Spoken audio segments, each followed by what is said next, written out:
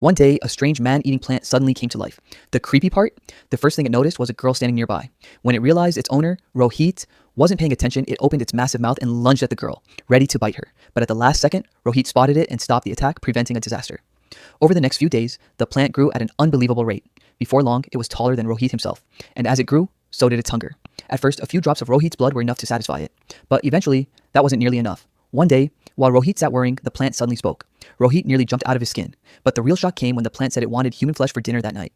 Rohit tried to refuse, but the plant pulled him closer and threatened him. "If you don't feed me a human tonight, I'll eat you instead." Terrified, Rohit started thinking about who he could sacrifice. That's when he remembered his crush's boyfriend. The guy was a terrible person, abusive at home, and a greedy dentist who sometimes pulled patients' teeth without anesthesia. He was even known for removing perfectly healthy teeth just to make more money. Rohit came up with a plan and visited the dentist pretending to be a patient.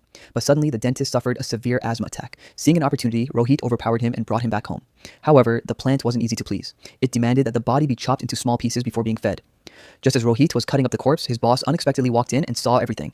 Now his boss knew both about the murder and the mysterious plant. He immediately realized the plant could be worth a fortune.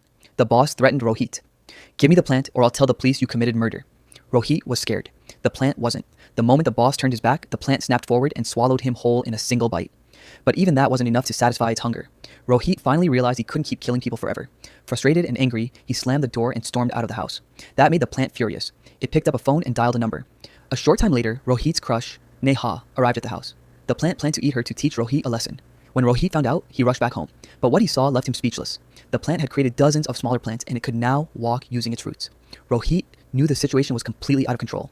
In panic, he pulled out a pistol and fired several shots at the creature. The bullets did nothing. The plant had evolved too much. In the end, the nightmare became reality.